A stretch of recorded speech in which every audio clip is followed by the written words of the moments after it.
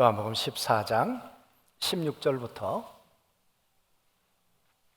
내가 아버지께 구하겠으니 그가 또 다른 보혜사를 너희에게 주사 영원토록 너희와 함께 있게 하리니 그는 진리의 영이라 세상은 능히 그를 받지 못하나니 이는 그를 보지도 못하고 알지도 못함이라. 그러나 너희는 그를 아나니 그는 너희와 함께 거하심이요 또 너희 속에 계시겠음이라. 내가 너희를 고아와 같이 버려두지 아니하고 너희에게로 오리라. 아멘. 살짝 걱정되네. 찬양대 때문에. 목요일 날 시무 예배를 드렸잖아요. 근데 우리 아까 기도하신 박장로님 중심으로 해서 밥을 너무 잘해가지고 이영희 권사님 선교회 팀들이 사람들이 설교는 하나도 기억 안 하고 밥만 먹었다는 거야. 밥만 잘 먹었다는 거야. 그래서 제가 권사님한테 그랬어요. 밥 너무 잘해가지고 안 되겠다. 오늘 찬양을 너무 잘해가지고 우리 성도들이 이제 말씀은 하나도 기억 안 할 것 같아. 내가 살짝 걱정되네. 아주 감사했어요. 그죠? 네, 아유 너무너무 감사했습니다. 오래전입니다. 10년도 넘었는데 제가 지금도 잊지 못하는 강의 하나가 있습니다. 이번엔 미국에서 이 경영학 박사를 하시고 그리고 한국에 돌아와서 5대 굴지의 기업 가운데 한 곳에서 부회장까지 하셨던 분이 그때 직함이 부회장님이셨어요. 그분이 이제 강의를 하시면서 그렇게 얘기를 하셨어요. 내가 경영학 박사인데 그런데 사실은 내가 이 세일을 한다거나 또 경영을 하는 것은 현장에서 배웠다. 그러면서 미국의 한 예를 말씀하셨고 또 하나는 한국에서 있었던 이야기를 하셨어요. 근데 한국에 있었던 이야기는 이런 이야기입니다. 당신이 늘 가는 곰탕집이 있는데 그런데 그 곰탕집을 왜 가는가? 그런 이야기였습니다. 아주 이 오랜 세월 동안 유명한 서울에 있는 곰탕집이었는데 거기를 이제 드나들게 된 거죠. 근데 이분이 가게 되면 사람이 뭐 얼마나 많은지 그래서 이 곰탕집은 3시밖에 안 한대요. 오후 3시면 끝난대요. 근데 그렇게 사람이 많을 때 찾아가도 가면 이런 데는 거예요. 기름 빼고 그런데 그러니까 이분이 오면 기름 빼고 먹는다는 걸 기억하고 있는 거예요. 그렇게 많은 사람들이 와도 야 누구 오셨다 기름 빼라. 그리고는 곰탕을 먹는데 곰탕도 정말 맛있기도 하고 그래서 이분이 곰탕 맛 때문에도 가지만 그 사람, 그 주인의 맛 때문에도 간다는 거예요. 이해가 되시죠? 그런데 그분이 또 가는 이유 가운데 하나를 그렇게 얘기를 하셨어요. 그 곰탕집이 3시까지 식당을 하는데 그런데 거기서 뭐 수입이 많이 있어서도 그러겠지만 거기서 번 돈을 가지고 그 직원들의 아이들까지 장학금을 다 준다는 거예요. 맛있잖아요. 예? 그래서 맛도 있고 그 주인 만나는 그 맛도 있고 또 돈 벌어 쓰는 멋도 있고 그래서 자기가 그 곰탕집을 간다 그 이야기를 하면서 정말 우리가 어떻게 또 세일즈를 하고 어떻게 사람들을 만나고 해야 될까 결국은 이제 그 이야기였는데 결국은 가슴 없이는 안 된다. 그리고 맛도 있어야 된다. 그리고 장사하는 곳이니까 돈이 생기면 그걸 가지고 어떻게 쓰느냐라고 하는 가치 그것도 정말 의미가 있어야 한다. 사랑하는 성도 여러분, 오늘 이 말씀 가운데 보면 이렇게 얘기를 하시죠. 내가 가는데 내가 가면 또 다른 보혜사가 올 거야. 지난주에도 말씀드렸습니다. 여기서 말씀하고 있는 또 다른이란 말은 나와 똑같은데 다른, 그런 의미의 다른이에요. 그러니까 그 또 다른 보혜사가 오면 내가 했던 일을 똑같이 할 거야. 그런데 그 보혜사가 오면 너희 속에 들어가 너희와 함께 영원토록 함께 살게 될 거야. 그 얘기를 하면서 이렇게 얘기를 해요. 오늘 말씀해 보니까 세상은 그를 알지 못하지만 너희는 아나니. 이 보혜사 성령님이 오시는데 그때는 눈으로 보이도록 오는 것이 아니라 영으로 오시겠는데, 그 성령님이 오시는데 모든 사람들이 그 성령을 알아차리는가? 그건 아니라는 거예요. 세상은 알지 못하지만 너희는 아나니. 그러면서 오늘 말씀 가운데 보면 이렇게 얘기를 하고 있습니다. 너희는 그를 알 것이다. 너희는 그를 아나니. 이 안다는 말이 기네스코란 말이에요. 이 말의 뜻은 뭐냐 그러면 맛보아 안다는 거예요. 경험을 통해 알아간다는 거예요. 눈에 보이지 않아요. 예수님은 눈에 보이셨어요. 나병 환자가 예수님은 찾아갈 수 있었어요. 중풍병자가 4사람이 메어가지고 예수님께로 데려갈 수 있었어요. 그런데 보이지도 않는 그분께 어떻게 갈 거예요? 예수님은 소문이 나서 검증이라도 되고 어디 있다는 것 알 수라도 있는데, 아니 영으로 오시는 그분이 어디 있는지 어떻게 하는지 어떻게 알 거예요? 그러니까 오늘 제자들은 이 말이 믿어지지 않으니까 예수님이 떠나신다는 것이 너무도 싫은 거죠. 그래서 근심했죠. 그러나 예수님은 분명히 말씀하시기를 그가 오면 나와 똑같은 일을 할 거야. 그리고 그는 진리의 영이라 너희 속에 함께 있을 거야. 그리고 너희들은 그 진리의 영으로 말미암아 내가 했던 똑같은 일을 맛보아 경험을 통해서 알게 될 거야.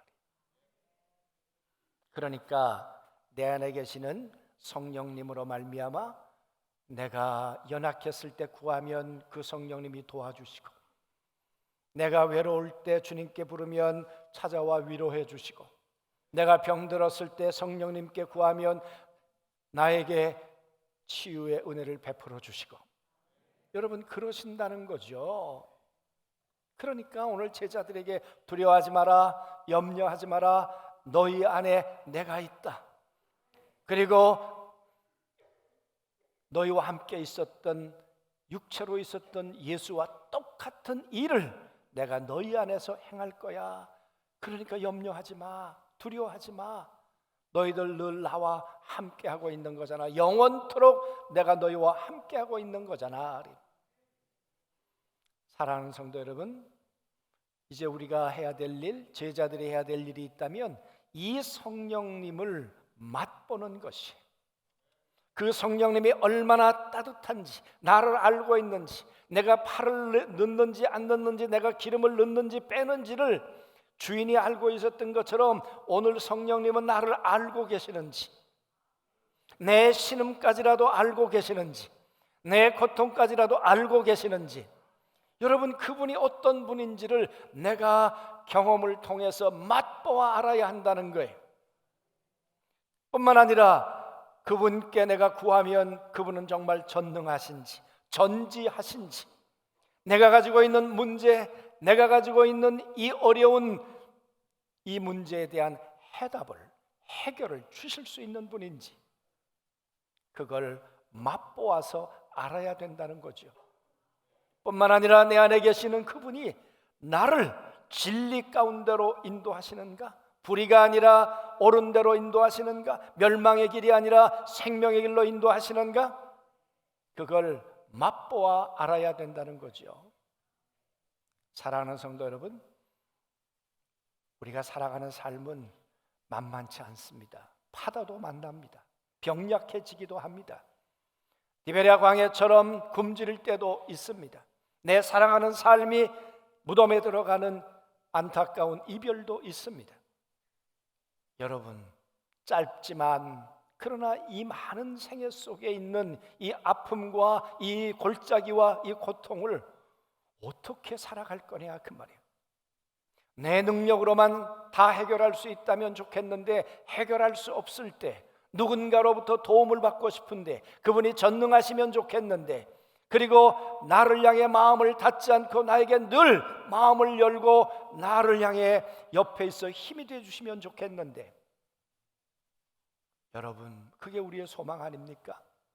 그런데 오늘 예수님의 마음이, 하나님의 마음이 우리와 똑같다는 거예요. 내가 너희를 고아와 같이 버려두지 않고 너희 안에 와서 그렇게 너희를 도와줄 거라니까. 믿으면 영광을 볼 거라니까. 믿으면 하나님의 역사를 볼 거라니까. 여러분 믿지 않으면 못할 일이죠. 믿지 않으면 그게 뭔 일이라고 하겠지요 여러분. 그러나 오늘 여기 말씀합니다. 너희가 예수를 믿고 거듭났는가? 하나님의 영으로 거듭난 사람은 이제 너희 안에 계시는 성령으로 말미암아 이제 맛보아서 얼마나 그의 가슴이 따뜻한지, 그리고 그의 능력이 어떠한지를 너희가 확인할 수 있어야 한다는 거예요. 사랑하는 성도 여러분, 오늘 여러분과 제 믿음의 여정 가운데 이런 역사가 있게 되기를 원합니다. 그것 때문에 하나님 보좌 옆에 계시는 예수 그리스도가 아버지께 구하셔서 그 성령을 우리 안에다가 부어 주셨기 때문에 그렇습니다. 여러분, 혼자 살 수 없는데 우리는 참 쉽게 넘어지는데, 그런데 옆에 계신 그분이 우리를 붙들어 주신다면 한번 생각해 보세요. 여러 번 말씀드렸지만 저는 이 말씀 통해 예수님 만났습니다. 그래서 너무너무 생생해요. 가늠하다가 현장에서 잡힌 여인 다 돌들었습니다. 그리고 모든 사람들은 그 여인에 대해서 여러분 따뜻한 마음이었겠습니까? 아니었을 거예요. 그 여인을 사랑하는 사람은 아마 아무도 없었을 거예요. 그런데 여러분 그 앞에 예수님이 계셨다니까요. 예수님의 가슴은 어땠을 것 같습니까? 그 여자는 처참해요. 머리채가 어떻게 됐을까요? 여인으로서 얼마나 수치스러운 모습을 하고 있었을까요? 정말 예수님은 그 여자를 품에 안을 만큼 그럴 만한 여자였을까요? 세상 사람들이 돌 들었다면 예수님도 누구보다 먼저 그러고 싶었을 그런 여인이었을런지 모르죠. 그런데 예수님의 가슴은 그렇지 않았습니다. 예수님은 그 여자를 품었습니다. 예수님의 가슴은 따뜻했습니다. 그리고 이렇게 얘기를 하셨죠. 죄 없는 자가 돌로 쳐라. 여러분 그 한마디가 얼마나 지혜로웠습니까? 돌 들었던 모든 사람들이 어린아이부터 어른에 이르기까지 돌을 하나씩 둘씩 떨궈 놓고 돌아가 버리지 않았어요? 여러분 이 여인에게 예수님은 전능하신 분이세요. 이 여인에게 예수님은 전지하신 분이세요. 이 문제를 해결해 주셨던 해결사요 보혜사가 돼 주셨다 그 말이에요. 그뿐만 아니라 이 여인에게 예수님은 이렇게 말씀하셨습니다. 나는 빛이다. 다시는 어둠 가운데 다니지 말고 나와 함께 빛 가운데로 걸어가자. 할렐루야, 아멘. 이 여인은 어둠의 삶을 살았었습니다. 하나님 떠나서 살았었습니다. 율법으로부터 정죄받고 하나님의 은혜로부터 면제된 삶을 살 수도 있었다 그 말이에요. 그런데 여러분 예수님의 따뜻한 가슴이 그를 품었고 그의 지혜가 돌든 사람들의 돌을 내려놓게 했고, 그리고 여인으로 하여금 나와 함께 이제 빛 가운데로 걸어가자고, 그의 영원한 미래를 향해서 함께 걸어가자고 그를 붙들어 주셨던 분이 예수님인 걸 믿습니다. 이 여인에게 예수님은 보혜사였던 거예요. 이 여인에게 예수님이 계시지 않았다면, 보혜사가 계시지 않았다면, 이 여인에게 성령님이 계시지 않았다면 우리도 살아가다가 이런 고난을 당할 때 이 예수님이 계시지 않았다면 우린 어떻게 이겨낼 거냐, 어떻게 견뎌낼 거냐, 어떻게 다시 살아날 거냐 그 말이에요. 그래서 주님은 말씀하시는 거죠. 나는 너희를 고아와 같이 버려두지 않을 거야. 나는 너희와 함께 할 거야. 나는 너희를 도울 거야. 나는 너를 어둠에서 빛으로 인도해 낼 거야. 나는 너의 약함을 고칠 거야. 그래서 진리의 영으로 나는 너희와 안에 들어와 함께 살겠다니까. 사랑하는 성도 여러분, 왜 주님은 우리 안에 계셔서 우리를 그렇게 일어나도록 만드는 것입니까? 왜 우리 안에 들어와 보혜사가 돼 주시는가 그 말이. 그 까닭은 주님이 하고 싶었던 일을 우리를 통해 하라는 얘기죠. 주님이 그러셨어요. 성령님이 오면 내가 하고 싶은 일을 할 것이요 뿐만 아니라 나보다 더 큰 일을 할 것이라. 할렐루야. 여러분, 하나님의 보혜사 성령으로 우리 안에 함께 하시는 까닭은 그분이 하고 싶은 일을 우리로 하라는 거예요. 그게 무슨 얘기겠습니까? 우리도 누군가의 보혜사가 되어서 누군가의 옆에 있어서 짐이 아니라 힘이 되는 삶을 살라는 것이죠. 아멘. 그러므로 여러분, 우리가 하나님의 성령님으로 말미암아 그 주님을 맛보아 알았다면 이제 우리도 누군가에게 주님의 맛을 보도록 해주어야 한다는 거죠. 우리 전도팀들이 이 추위 가운데도 열심히 전도하러 다닙니다. 그분들이 돌아와서 이렇게 얘기를 해요. 안중교에서 왔습니다. 그러면 이렇게 얘기한대요. 그 빵 구워서 나눠주는 교회요. 그래. 토스트 구워서 나눠주는 교회요. 예수 전하는 교회가 아니고 빵 굽는 교회냐 그 말이. 왜? 요즘에 특별히 20, 30대 젊은 세대들을 MZ세대라고 그래요. 여러분, 이 세대들은 교회를 어떻게 평가하는가? 교회가 좋다 나쁘다 가고 싶다 아니면 가고 싶지 않다 라고 얘기할 때 이 젊은 세대들은 ESG 관점에서 본다는 거예요. 이 E라고 하는 것은 environment, 교회가 환경에 대해서 관심이 있는가. 요즘 젊은 사람들이 굉장히 관심 있습니다. 거기. 그 다음에 S는 social, 사회적 관심이 있는가. 빵을 굽는가. 사회에 대해서 어떤 관심을 가지고 있는가. 어려운 분들에 대해서 교회가 어떤 마음을 가지고 있는가. 여러분, 그래서 젊은 사람들이 교회를 그렇게 본다는 거예요. 그래서 빵 굽는 교회, 독거노인에게 반찬을 나눠주는 교회, 크리스마스 때 면에다가 쌀을 가져다 주는 교회, 함께 나누자고.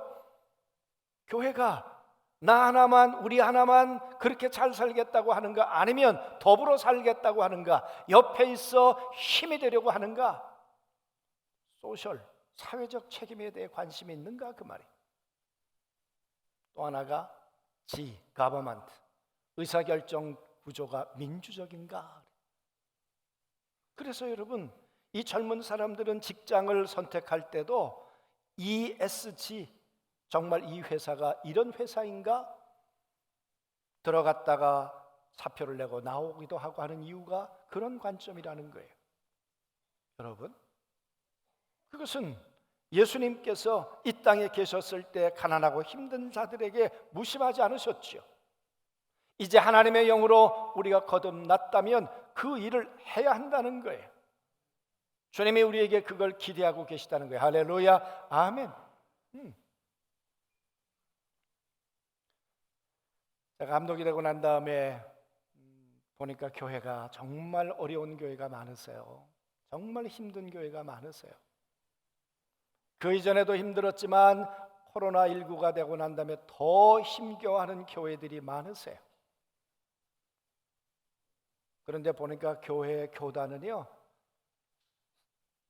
교회 그냥 그 교단 운영하기도 바쁠 만큼 뭐 재정 상태가 그래요. 우리 교단이 전국에 한 300개 교회밖에 안 되니까 그 가운데 한 80%는 미자립이고 거의.